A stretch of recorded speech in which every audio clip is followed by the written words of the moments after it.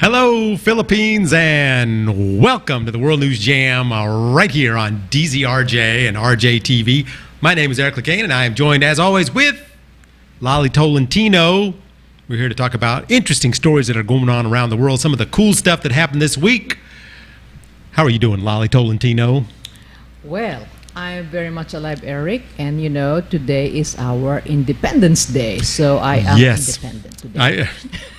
You know, Lolly, last week I was laying in bed and I was awakened by low-flying plane coming over my building, shaking the lights in my house, and I thought for sure that the Chinese were invading the Philippines, or the space people had come down and decided that the Philippines were going to be the place they were going to put their new base and take over the world. But I looked it up on the web, and I discovered that it was the Philippine Air Force, and they were practicing. They were practicing for Independence Day, where they were going to do their big air show, which included and I got these things written down here, the two FA-50 fighter jets, the A-29 Super Tucano close airport sport aircraft, and the S-70I Black Hawk helicopters, and of course, don't forget the T-129s. You know, you love the T-129s. Those are helicopters, by the way, which I did not know until today when I looked it up. But it was to showcase the modernization of the Philippine Air Force. Yes. So we're ready, I think. You know, so happy.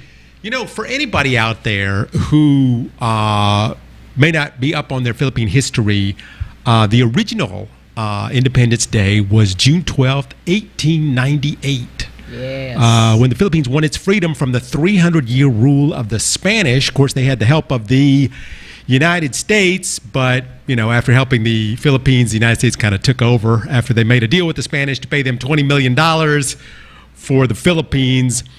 But then in 1935, the Philippines became self-governing until the Japanese came in and occupied it in 1942. But then their partner, the United States, the Philippine partner, helped them regain control. And once again, they became independent July 4th, 1946. But July 4th was the same day as the American Independence Day. So in 1964, they made it June 12th. Yeah, because I remember when I was in elementary, we were celebrating 4th of July as well. It's not only June 12th, but the Friendship Day. Yes. So, but I don't know, we don't do that anymore. Well, I think it's better to kind of split those. A little confusing, I think, to do it. But today they had the Independence Day, which is great. It's great. You know, it's a great story to hear. If you actually go back and study Philippine history, it's fascinating. Oh, yeah. It's really fascinating stuff, like what happened in the Philippines over the last 5 centuries. But moving on, the biggest story of this week, and I know Lolly will agree with me on this, is what happened to Justin Bieber. Justin Bieber. He was coming to Manila here in several months, but he has developed paralysis in his face. Oh, really? So I don't know. One of the big... It's just, you have to be like me, Lolly. You have to stare at Facebook 24 hours a day to get this kind of information. But anyway, Justin Bieber, he made a video, and he's circulating around on social media, where he apologizes for having to cancel all these shows because half of his face doesn't work. Now, it's called Ramsay Hunt syndrome. It's come from a virus where it damages the nerves of the face. And in the video that he made, you can clearly see that something's wrong. Like one of his eyes won't blink, and he can only smile on half his face. And he's telling he's having trouble eating. So he's currently doing facial exercises to try and recover. The 28-year-old said that his body is telling him to slow down, but he will soon be back to doing what he was born to do. Okay. So maybe, just need a little break. Because, people nowadays, they get different issues. So Justin has that issue. So, okay. Yeah, I mean, Ramsay Hunt disease, I didn't even really know what it was. I had heard about this before, but I didn't know what it was. I had to look it up. Too. It's like chicken pox in children or shingles. It's like shingles in adult. But what it does, it's called the varicella zoster virus, and it's dormant in the body until, it's not. And then it's a painful rash, comes in around the ear, and then it travels out into the face, and it causes nerve damage in the face, and it can actually cause permanent nerve damage in your face if it's not treated properly. However, I'm assuming Justin Bieber has some fairly good doctors treating his condition, like Baby O. Yeah, I'm tried sure, everything I could do to reference that song. Yeah, and he got money, He can always. He's got money. Yeah, so he that's why. definitely has money. So hopefully we're here on the Jam. We are hoping for a quick recovery for the Beeb, because he is coming to Manila sometime, like in a way, like far away, but like, I don't know, 5 or 6 months he's coming. But we're looking forward to the Beeb being here in Manila. Speaking of things that people love in the Philippines, people in the Philippines love their McDonald's. Of course. I just needed to point that out to make sure that everybody knew. Where I live, Lolly Tolentino, where the jets fly over. I have 5 McDonald's within 1 block of me. Oh, really? I can walk in any direction and be at a McDonald's. In fact, when you really don't want to meet somebody, but you have to meet them, you go, meet me at McDonald's. And then they show up at a McDonald's, and you just show up at one of the other ones and go, I was at McDonald's and I didn't see you. You just want to confuse your enemy. So anyway, in fact, I just gotten used to the computerized self-ordering system they have in the McDonald's here. Yeah. It took me a while to get used to that. But you know who else loves their Mickey D's? Russia. Oh, they do? Russia loves McDonald's. They have a lot of McDonald's there in Russia. But of course, all the McDonald's in Russia have shut down, which is a big blow to all the very unhealthy people there in Russia because of the sanctions. Yeah. They have a problem with there. So that's leaving a lot of the McDonald's there empty. So that's a lot of empty fryers just sitting there. So Russia has decided to reopen the McDonald's in Russia. And there's over 1,000 of McDonald's there in Russia. But of course, they can't call it McDonald's anymore. So what do they call? So it's funny you should ask, Lolly, because they have all these these McDonald's franchises. All these people that own the franchises are out of, their livelihood's over. So now they're going to be able to reopen. But the new name of the McDonald's substitution restaurant is Vuskano I Tuchka. Jesus Christ, what the heck is that? So, kind of sounds like Klingon, if you know what Klingon is. Anyway, the translation. Now the translation in the news says it's delicious full stop. That's the English. Now I typed it in, and I got tasty, and that's it. But if you change just one word, it's delicious and accurate. So I don't know exactly what it is. According to the news, it's delicious full stop. But I got some different things. Russian's very tricky to. It's so confusing. I mean, why there's a full stop? I have no idea. I have no idea what they're. But the logo is out. We know about the logo. The logo is 2 French fries with a burger next to it on a green background, and it's supposedly in the shape of an M. And I looked at this thing. I don't know. It doesn't look like it's in the shape of an M unless you turn your head to the side, because the French fries are going this way. But a lot of people, a lot of critics believe it looks very much like the same logo from the Marriott Hotel that's crossed with the Bangladeshi flag. So that's what a lot of people are saying. But they also have a McDonald's app in Russia, which is also very popular, and that will be renamed My Burger in the short term, till they come up with a suitable name for the app. I'm not sure why the app and the restaurants are not going to be named, what did I say before? Vushka Etonka. God. If you think that I'm pronouncing that right, you probably will be wrong. But anyway, another victim there of the growing sanctions in Russia because of the war, they say that in Russia, car sales will be cut in half or less for this year. And that goes along to many of the other businesses there as Russia is trying to save its failed economy. Of course, the last time that the Russia economy fell apart, if you remember, was back when the Soviet Union fell, back in the days of Ronald Reagan. And if you remember, when the Soviet Union fell, all these Western companies went into Russia to set up business. And one of the very first companies to ever go into Russia was McDonald's. Okay. So they're one of the oldest westernized franchises there in McDonald's. A lot of people are already making jokes about the new McDonald's there. Because of the sanctions, they are saying that they will only be able to sell fries, and they will be uncooked and uncut fries. Basically, they're just selling potatoes. Remember when we talked about this, maybe, I don't know, last month, and isn't that I suggested if they're going to shut down McDonald's, why not send Jollibee instead? Yes, you did. You did say not that we at the show are trying to kill the Russians. We're not trying to kill the Russians. It's just a suggestion. Yeah, but Jollibee is so good. I love Jollibee here. Yeah, I'm just kidding. I know. Don't get mad at me, Jollibee. Anyway. So speaking of not getting mad at me, we don't want our listeners to get mad at us because we don't get out to all their questions in time. So why don't we get to the questions today of our viewers. Now, here on the show, we take questions from our viewers about things that they are interested in. So, Lolly Tolentino, what is our first question for this week? Okay, let me give you first my question to you, Eric. How do I look with my pink outfit today? My glasses, it's all pink. Now, I love these glasses. We have spoken about these glasses before.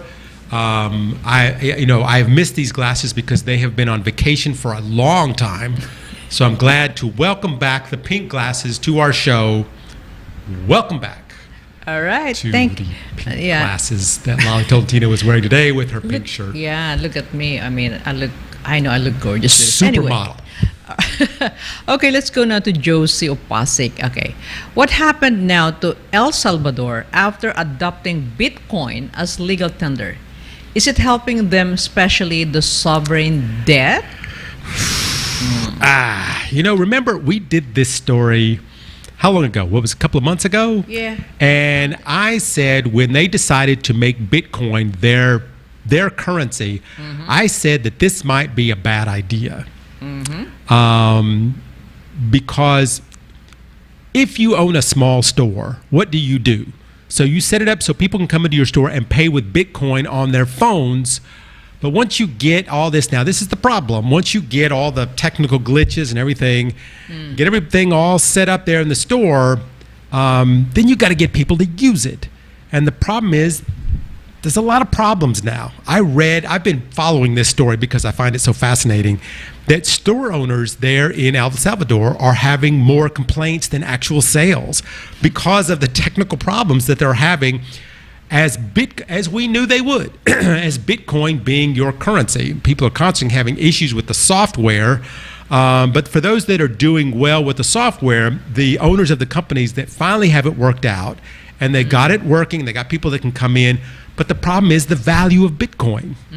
It fluctuates so much. So you may get a lot of sales one week, but because of the volatility of Bitcoin, the value of your sales is nothing, which has been happening lately. I don't know if you've been following Bitcoin, but it has been on its way down. So if you sell $100 and you have a profit of 20, but the value of your Bitcoin went down 20% that week, you end up making nothing. That's why remember I was so reluctant about that Bitcoin. We were talking about a few years, how long ago? We've talked about it several times. Yeah, I mean, I'm kind of scared because this is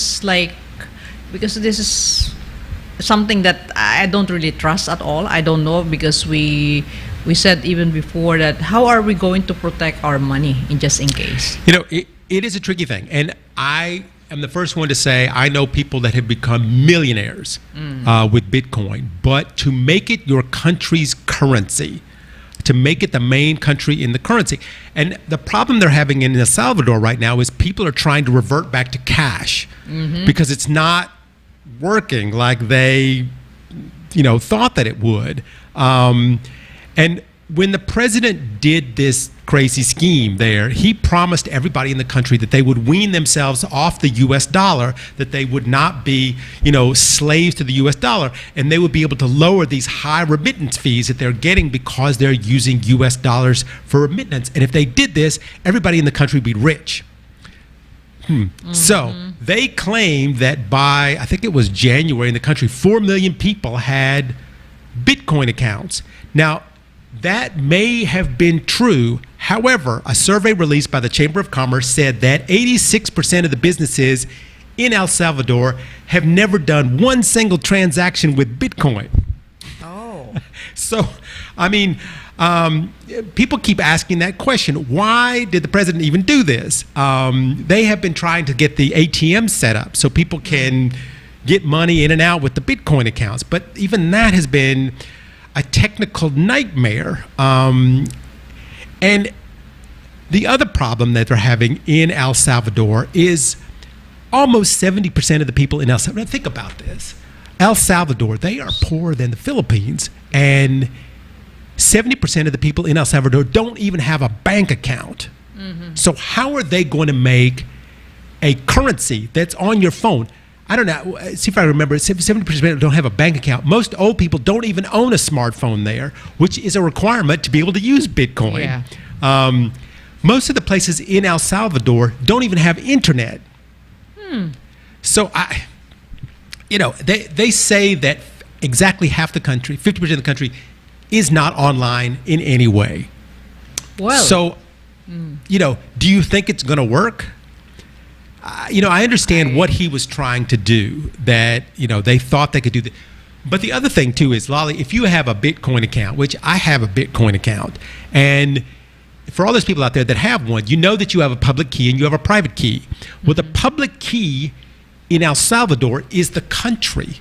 The country owns your account. It's not like a bank account where it's your account. Your account is the country's account, and then you own the private key. But if you lose your key, you can't get it back. It's not like you can get your password back. Yeah. You lose your private key. That's why my private key, I've got it like all over the place. Yeah. Because if you lose it, you lose all your money. Right.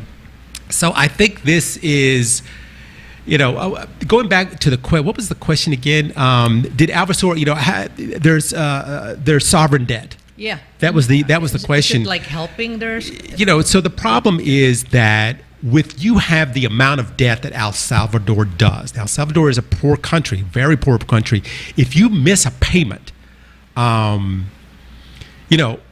from our show before, we talked about this sovereign debt. They have a massive amount of debt based on U.S. currency. So, we don't have time to go through their entire debt cycle because it's very complicated. It's very interesting. But the bottom line is, if they default on foreign debt, people may run to the bank and take out all their cash. Yeah. And if they run to the bank and take out all of their cash, that's a big problem for the bank. Oh, and some of the banks may fail. Yeah, it's like we call it something else here.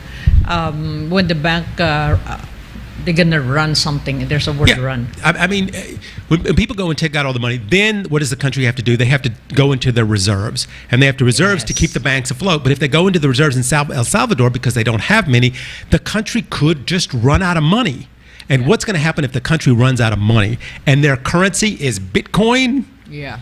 It's not, it's not safe at all. With the things that you said about, first they don't have, not so many people has, internet is not so popular there. Well, maybe. And then, phone. Remember, the Philippines, we are the largest, we're the big user of cell phone in the world. Biggest user of Facebook. Yeah, Facebook. Even... That's another problem. Yeah, but at least we are well communicated. It's getting better in the Philippines as far as in the deep provinces. But the interesting thing, and then we'll move on from this. But I just find this subject so interesting is that the president of the country, is still very popular. He's very, very popular because he owns the media. Oh, he owns all the media and all the courts. He has really got himself set up to be able to win the next presidency. So could all this smoke and mirrors that he's running right now, could it keep going until he's able to win the presidency again? And so, from the outside, though, this looks like a disaster waiting to happen. This looks like a Sri Lanka. I don't want to get into that again, but that looks, it just looks like it could be very tough for the Sri Lankan population there. All right. Okay. Let's be careful, El Salvadorians. Yeah. Let's move out of El Salvador. Let's go to America. This is from James of Ortigas. What do you know about the American Society of Clinical Oncology meeting that was published recently? The cure for cancer? Did they found? Do you think they finally have the cure for cancer? Tell me. So, all right. So on the show in the past, I have said always that they do have the cure for cancer, but they have not released it to the public because the companies that discovered the cure would go broke if they let that out because, they own the treatments for cancer. And so that's where they make their big money. Of course, where is my proof of this? And I have absolutely none. I'm just, it's just my observation that I think. But this week, I think one of the cures may have slipped through the cracks because this is a very fascinating story. This small trial at Sloan Kettering, which is one of those shishi cancer centers there in New York City, had some very unusual results this week. 14 people who had rectal cancer, full-blown tumors. I mean, they had cancer cells growing, in their backsides. Well, anyway, they started on this drug called dostarlimab, and after the initial trials of 6 months, every single one of the patients was cancer-free. No chemo, no radiation, no surgery. Yeah. It just disappeared. The whole thing. This is not normal. This is not normal for these kind of trials. What should have happened was maybe 1 or 2 people, or at the best, maybe 3, might have had some good results. But 100% of all the people that did this trial were totally cancer-free. That is very amazing, huh? It really is something. And if you sit down and read the whole article, there's quite a stuff that's been written about it. The interesting thing about it is what this drug does. It's an immune checkpoint inhibitor, which means it does not attack the cancer cells. Instead, it induces a response in the immune system, which allows the body to work more efficiently on its own. And these kind of drugs have been around for a while, but this is the first time they have been used to treat this kind of cancer. So is this a cure, which everybody's asking now? Well, they have to really do another controlled study on this with a much bigger group to maybe be able to know for sure. But Sloan Kettering, what they want to do is they want to try it on other cancers, like stomach cancer and pancreatic cancer, which I'm assuming they're going to start soon. They're going to give this a try. But on the flip side of this, there's a lot of questions that are popping up about this, because when you start saying the word cure and cancer in the same sentence, there's a lot of skeptics out there. And the question being is this really a cure for cancer, or are these patients just in remission? That's another question. That's a good question. Did the cancer just kind of go away for now? But it's still in their body and it's going to come back. And a lot of experts are saying they may have just stumbled on the sweet spot, like they just may have found, lucked up and found one thing that this one drug does, but they don't believe it's the Holy Grail. But the people that are at Sloan Kettering think that it is. They think that they might have found the pathway, depending on how they use it in the next trials, that this may be a huge step for cancer research. But there is one other thing. What? You know what it costs? How much? Okay, it takes 9 doses. You have to take 9 doses for the cancer that they were trying to get rid of. It's $100,000. Oh my God! For the 9 doses. This is only for the rich. Yeah. If you're a rich person, you can live from cancer. But oh my God! But it is, it's great. Yeah, it's great. It's wonderful. Yeah, at least they found, if this is it, at least they found something. And, eventually in the future, now the cost is $100,000. But, if you're introducing a product, remember, it's always expensive. It's always expensive in and the then, beginning. and then as you go go along, and then the price goes down, and you never know. But after I don't know how long, how many years, it will be $100. So I don't know. I'm just. We had. I look at things in the past that were a fortune before, and now they're, we're able to. A lot of people are more able to afford it. This drug has actually been around for a while. It's just the first time they've ever tried to use it like this. Yeah. So these people from Sloan Kettering, we hope that they'll start a new trial, because this trial only took 6 months. 6 months, and they were able to have completely cancer-free and no toxicity. Wow. Well, that's good. Okay. Good job, Sloan Kettering. Yeah. All right. Keep working. Anyway, let's go to Eddie Parañaque. Even though you're $20,000 a day to stay in your hospital. Anyway. My God. Trump's team and family turn against him. Why? And do you think it's about time? Well, okay, here we go. Your favorite guy. Yes. Currently, the U.S. is in the first hearing of the investigation into the January 6th attack on the Capitol. We have been waiting and waiting a year and a half for this hearing. Finally, these investigators are finally done, and we're going to hear what the finality is of this thing. We already know that the group of Trump supporters stormed the Capitol with the intent of overthrowing the government and possibly kill the Vice President and Speaker of the House. We know this. We saw lots of video. We've been talking about it here on the show. But I watched the hearing, and they showed video that we have not seen before. And man, this was hardcore violence. I know. This was police with blood running down their faces. One police officer testifying that she was slipping on the blood of other police officers after she had been knocked out. And they had a video of her getting knocked out on the street. But the big story of this hearing is really what happened before the riot started. Was it just a protest gone bad, or was it planned? And was it planned by the president? I believe so. A lot. Obviously, if you saw the hearing, a lot of people believe so. Now, first off, the whole thing came because, just in case in the Philippines, a lot of people may not know this. Donald Trump claimed the election was stolen, that he was cheated. There's no way that he could have been beaten by this old man Biden. Just wasn't possible.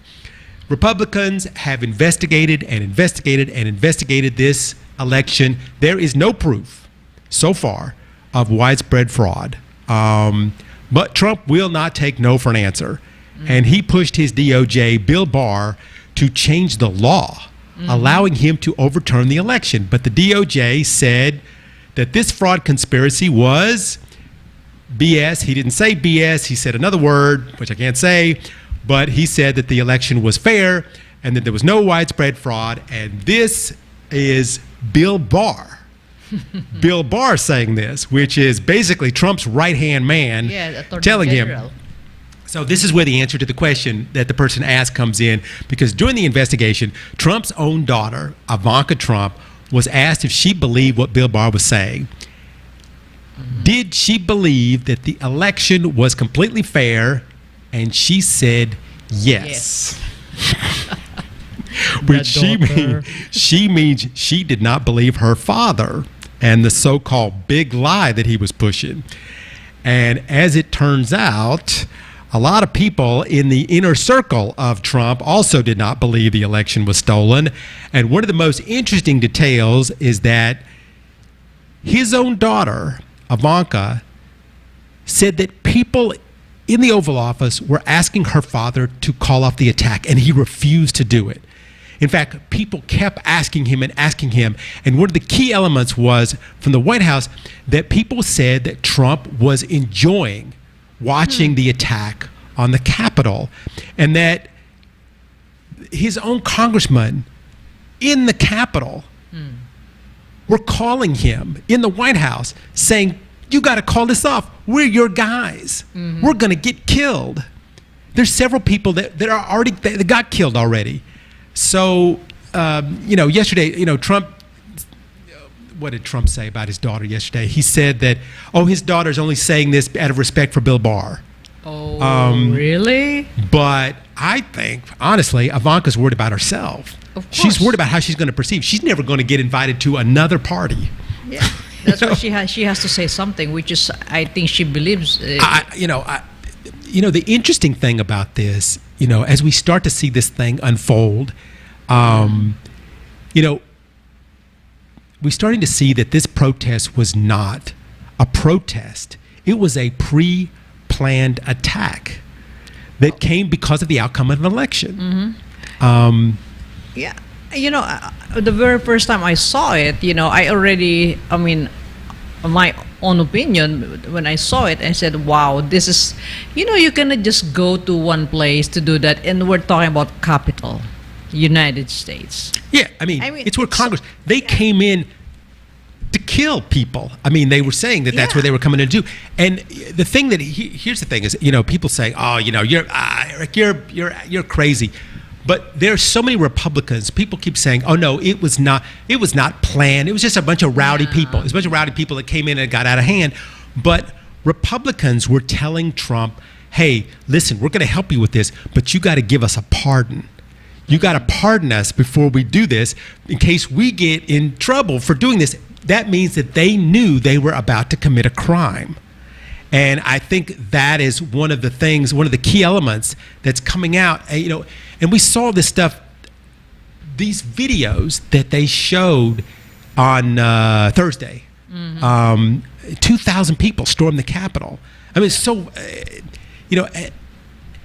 They could not have put this together at the spur of the moment. No. There were people that were not even at his speech, which showed up, and they had little circles drawn around them as they were coming in. They knew who it was. They've been able to pinpoint who everybody was in the crowd and where they came from. And there were people that were already pre-planned, set up, ready to come in. There was a group of those guys, have now been arrested for sedition. So. One last point of the story is, all the networks in the United States decided to carry this because it's such a big deal. It is a big deal. Except for one. Donald Trump. No. Do you know what TV network decided not to carry this? What? Fox. Oh. Fox decided not to carry this. Okay. And not only did they not carry it, they ran their regular programming with no commercials. So nobody would change the channel and have a look at what's going on there, because the people on Fox News are part of it. Of course. They're the ones that were talking to the president, telling the president, listen, you need to stop this. This has gotten out of hand. People are going to get killed. And Sean Hannity's calling the White House, telling them to please stop this. So they are part of the story. The fact that this, is, Fox, they keep saying this wasn't a coup. This was just a couple of rowdy guys that were goofing around. But 5 people died and hundreds of people were injured. Yeah.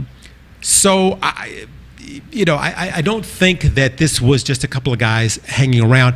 And after watching that thing the first day, now there's a bunch more to come. There's a lot more to come. It looks like this whole thing right now, whether it's true or not, we'll let you know. But it looks like this whole thing was planned by the president. Well, I'm a Filipino, and I can only by watching that video, I already, even from during the attack. When I turned on my television watching that on CNN that time, I knew it. It is something really well thought. It's a well thought thing. Even a movie. Yeah. This is better than any movie. Yeah. These guys came in, they beat the policeman. Yeah, that's real. So anyway, we're going to wait and see how this plays out, because next week we have another hearing, and we'll be glued to the TV, and we'll let you know what happens. Okay. Here on the World News Jam. All right, let's go now to Melissa of Quezon City. All right, can you explain why the minister in Thailand says cannabis or marijuana decriminalized, but you can't smoke joints? Yes. Explain this, Eric. I don't understand this. All right. So when you read the headline, the headline reads, Thailand, the first Southeast Asian country to legalize marijuana. That's what it says. But look at the small print underneath it. But not really. So, if you actually look at the law, now I had to study this thing. It's not exactly what you think. It's not like the laws in the West where you can grow your own weed and you can smoke it. First off, you can only grow 6 plants in your house, and you have to have permission to do so from the government. In other words, those plants, every one of the plants that you grow in your house must be registered with the government, and you can't use those plants for recreational drugs. However, you can use those plants for cooking. For cooking. But you can only use 0.02% THC in each dish that you cook. THC is the stuff that makes you high. So, and of course, one of the big reasons to make cannabis legal, is so that it can be used as a medical treatment. Now, that's different from back in 2018 when Thailand made it they legalized it, but now you can give it out freely for medical use. So it's not so restricted. Also, in Thailand, they are releasing all the prisoners that were put in jail for drug offenses with marijuana. So that's going to relieve a lot of the problems that they have in the prisons there. But the big reason that they say that Thailand is doing this is tourism. Oh, you mean to say if a tourist go to Thailand, they can smoke marijuana? No, that's not what I'm saying. Okay. You can't smoke marijuana in Thailand. It's still illegal. But you can order food that has it in it. So you can get some curry with some marijuana in the curry, but you can't smoke it. You can't use the marijuana to get high. Anyway, so this is a little bit confusing. Now, in the Philippines, they have been trying to pass legislation on legalizing cannabis for a while. Yeah. I went ahead and did a little bit of research. Of course, the Duterte drug policies has put in a huge roadblock. They wanted, they said, medicinal marijuana, they were going to use that as, to try and see if they can get that through. But Duterte was like, that's just another excuse to take drugs. So during the Duterte time, they are not going to do that. There was one senator that said they want to take advantage of the multi-billion-dollar industry about growing your own marijuana because it can be easily grown in the Philippines, but not until Duterte's out of office that they're going to be able to do that here in the Philippines. But don't be totally fooled by Thailand. Yes, it's kind of legal, but not. Yeah, just don't take anything with marijuana. That's all I can say. It sounds good. It sounds like it's going to bring in tourists, but tourists are going to get in there and they're going to go, I got my marijuana, I can't smoke it. All I can do is eat soup with a little marijuana leaves in it. That's not fun. Yeah, it's kind of crazy too. Yeah, it is kind of crazy. Anyway, let's go to Edwin of Manila. Why China and South Korea face rising of new COVID-19 cases? Are they not following certain protocols in their country? Well, it sounded like you said 19 cases, and it's not. It's not 19 cases. It's a lot more than that. It's COVID-19 cases. COVID-19. Yeah. But anyway, interesting question. Honestly, I think, and I've been following ever since we started talking about the rising cases in China and Korea about a month ago. Actually, more than a month ago, we started talking about this, and I think the reason that this continually keeps happening, although it's come down a little bit, it's come down some because China, when they have a rise in cases, man, they pounce on it and have huge lockdowns. And Korea is part of the reason that people are not that worried anymore. They're not that worried about catching the virus. And I've been reading a lot of Korean newspapers about this. And because they have the vaccine and the restrictions are coming down, people are not caring as much anymore. People feel like it's kind of over. And in places like Korea and China, which had hardcore lockdowns and restrictions, now that those lockdowns are being lifted, people are traveling a lot more than they were before COVID. In fact, there's a new term that's come out in Korea called revenge travel. Revenge travel? People are going on international trips out of revenge for being locked up for all that time. In fact, travel agencies are blowing up in Korea with calls and booking. One of the largest agencies there in Korea, Interpark, reported a 324% rise in bookings to the oceanic region from Korea. So, also, the virus is changing. It's going to continue to happen. It's changing. If we look at the diseases through the last decades, remember when HIV was a death sentence? And now you hardly hear about anyone ever dying from HIV or AIDS. You just, you take your drugs, and they've even had some people be cured of HIV. We've talked about that here on the show. COVID's not going away, but the experts have said that it is not going away. It's going to continue to keep changing, just like the flu does. But the difference is now, before we were scared to death because people were dying left and right, but people aren't dying left and right anymore because we have a vaccine. Yes. So people are starting to get a little, coming out more. So yes, I think the cases are going to go up and down, and there's going to be times where there's going to be a whole lot of cases in certain parts of the world. But I think that's because we're just coming out of the darkness. And now that people say, well, you know what? Okay, maybe I'm not going to die though, because I've been vaccinated 4 or 5 times. I've got the booster of the booster. Like Lolly Tolentino here. She's got a booster of the booster of the booster. Yeah, I got all that. Name it. She's got every booster you could get. So I think that is part of the issue as cases are going to rise and fall.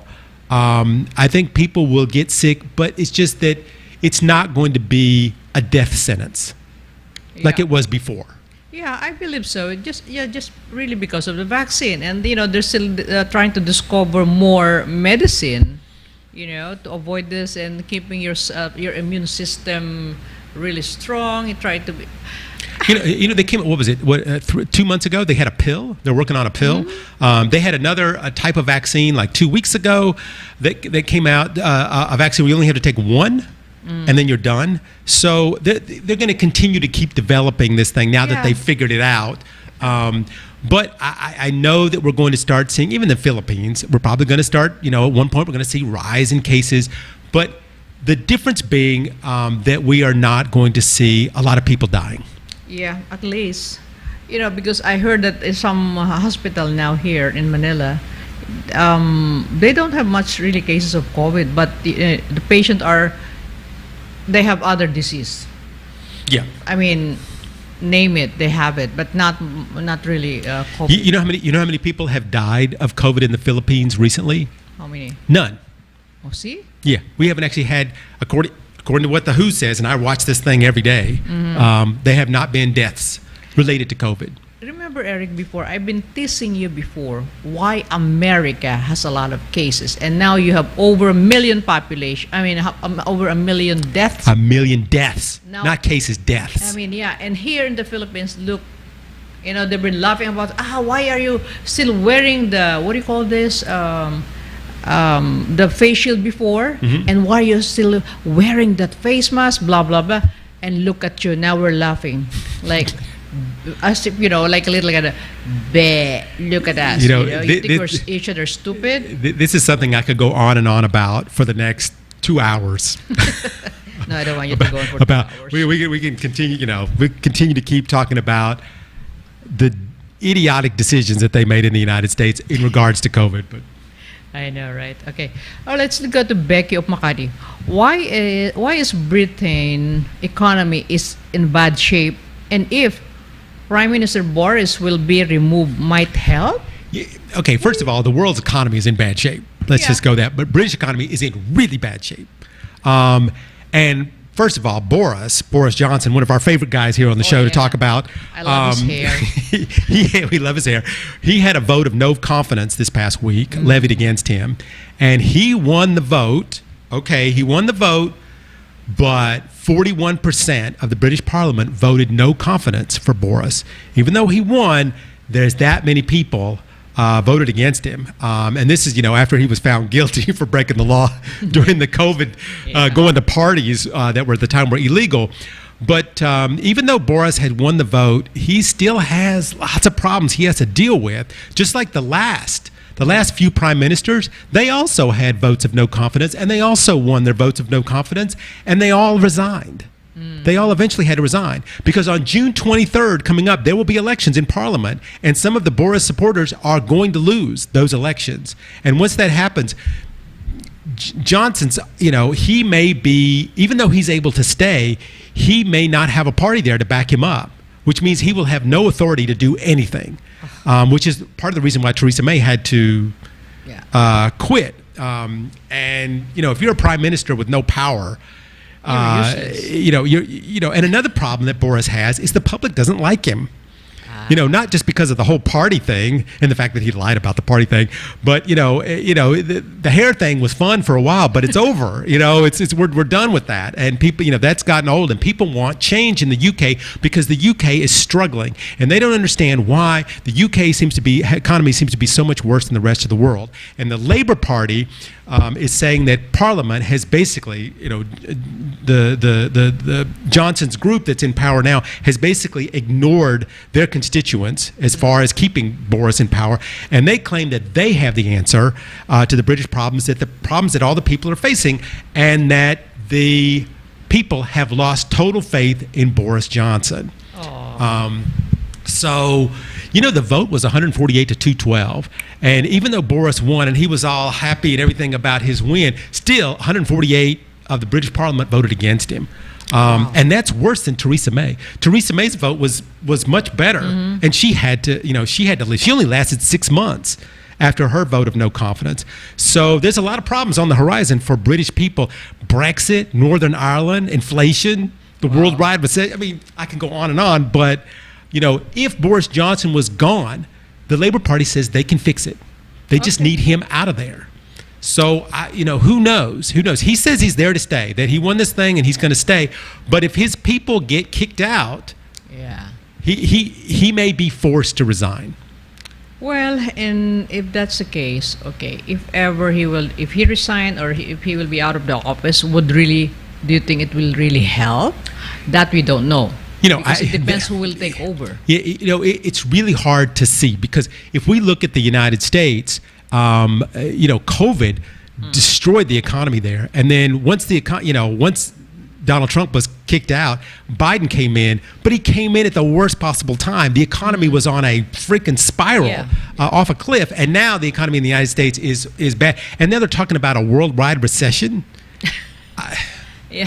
It just keeps getting bad to worse. So, who knows if the people in the British Parliament can pull this off? But, and whether Boris Johnson, at least, get him to comb his hair. If you can't get him to fix the country, get him a new stylist. All right, somebody else. We will continue. Somebody with a nice, like a good, clean cut, with all right, put like a Justin Bieber. Okay, put Justin there. Justin Bieber cut. Okay.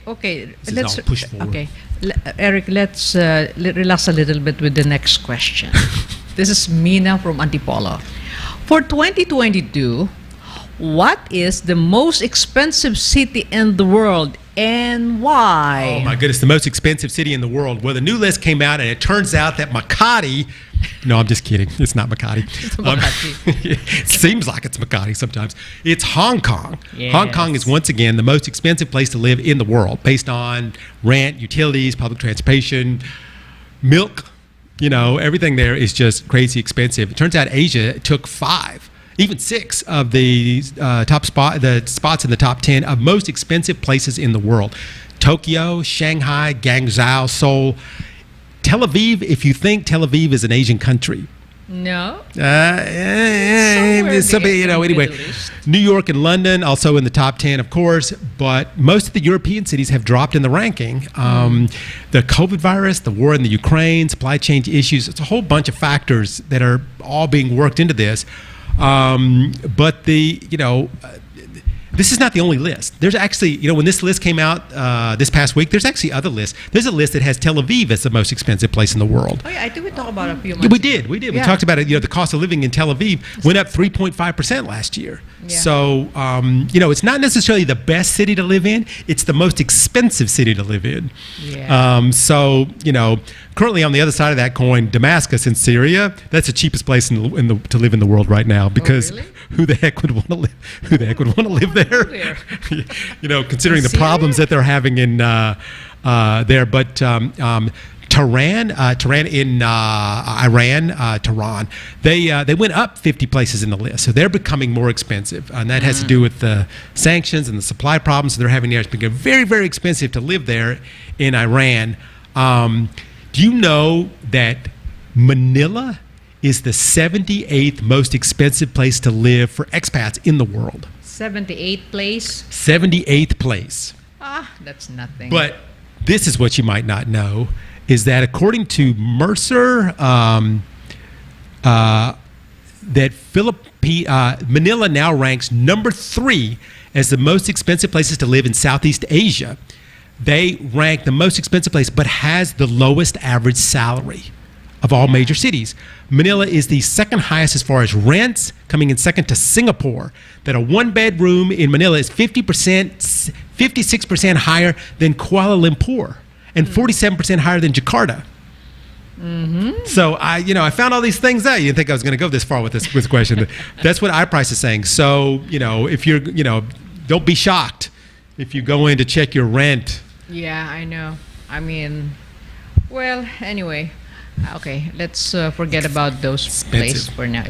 Let's forget about expensive. I probably gotta live in a little space. Okay, let's go to Diego of Cebu. All right, your favorite city in the Philippines.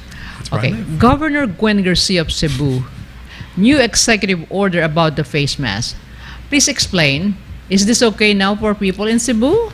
Here we go again with Gwen. Gwen's always going to have her way.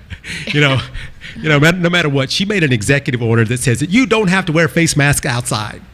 She said that if you want to breathe the pure oxygen, the more beneficial sea air, you can go ahead and do that. So she ordered the police not to arrest people. And now the Department of the Interior and local government has not recognized this executive order. Yeah. But Gwen says that the local chief executives had the right to make better decisions when it comes to their own constituents. Yeah. Now this week, the Cebu Provincial Board will pass Gwen's order, and you can walk around in Cebu without a mask if you choose to. She believes that she has the authority to do this. She made it clear that if you want to wear a face mask, you still can. I'm not sure why she made that announcement. If you want to wear a face mask, you still can. But anyway, she said that the public is sick and tired of this face mask, especially when it's already unreasonable wearing it in a wide open ventilated area. And then she goes on. I want to keep reading her thing. It's so funny. She says, why did the DILG not arrest people during the rallies who were not wearing a mask? Why not during the caravans? Why only now during my executive order? So she was, then she made reference to the police, and she said they must have been sleeping during the campaigns. That's why they didn't arrest people. And then, of course, the most wonderful quote of the week from Gwen Garcia, there are those that are complaining why I have made it optional.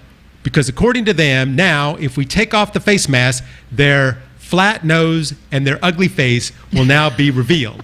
So it's optional. It's optional. Oh my God. You can cover, she goes, you can continue to cover your flat nose and your ugly face if you like. End quote.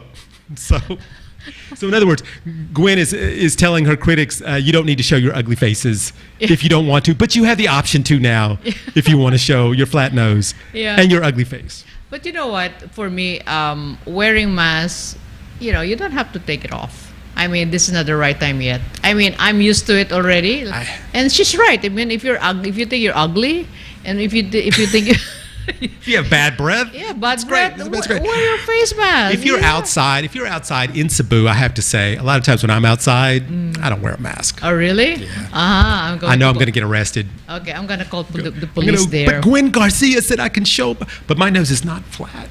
I don't. Anyway, okay.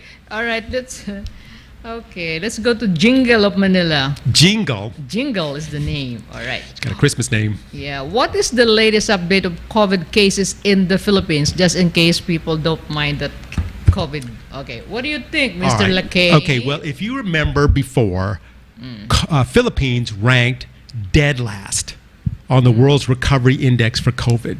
Yeah. They were absolutely in last place, and that has changed. In fact, out of the 121 spots, the Philippines now ranks 33 on the recovery list. That's up from last. That's infection management, vaccine rollout, social mobility. It's also included the lowest infection numbers and death rates, which we were talking about earlier. This comes after the Philippines opened its countries to vaccinated tourists. The DOH secretary said this has always been considered to them as a marathon as opposed to a sprint. that they have been carefully pacing themselves using the whole nation approach of wearing face masks, isolation, vaccine, proper ventilation. This is not over, as they concede that there are other variants out there, and they can't ignore things like monkeypox, but that the Philippines is on their way to a complete recovery. Yeah, I believe so. I mean, like I said, just continue wearing masks and, just get vaccinated. You need to get your vaccine, Eric. I mean, your booster. Booster. Yeah, I'm going to get the booster soon. But yes, I mean, I know what Gwen is going through. Yeah, I know. Gwen is very outspoken as far as this whole thing goes. She's always been a little bit testy about the virus there in Cebu. But I think that the reason that the Philippines now is where they are, why they are now in 33rd place as opposed to at the very bottom, is because the Philippines' way of life now is we wear a mask as a way of life. Yeah. We avoid, certain situations as part of life now, and that's why the Philippines is doing so incredibly well as far as their recovery. And the fact that I said before, the number of deaths, now I don't know how many weeks this has gone on, but the number of deaths has been 0. That's very good. That's why America, you should listen to the Philippines. Yeah, I always criticize America for handling your COVID because of what happened, over 1 million deaths. Yeah, and look at us. as far as insurrections and COVID deaths, you should look at the Philippines. And on that note, they were telling the United States this, we're going to have to say goodbye to the United States and to the Philippines because we are out of time here on the World News Jam. So for me, Eric Lecain, and Lolly Tolentino here on the World News Jam on DZRJ and RJTV, we will be back next Sunday at 7 o'clock. So please join us then. And everybody, stay safe out there. We'll see you then. The views and comments of the hosts and guests are not necessarily those of the station. You are watching the multi-awarded Radio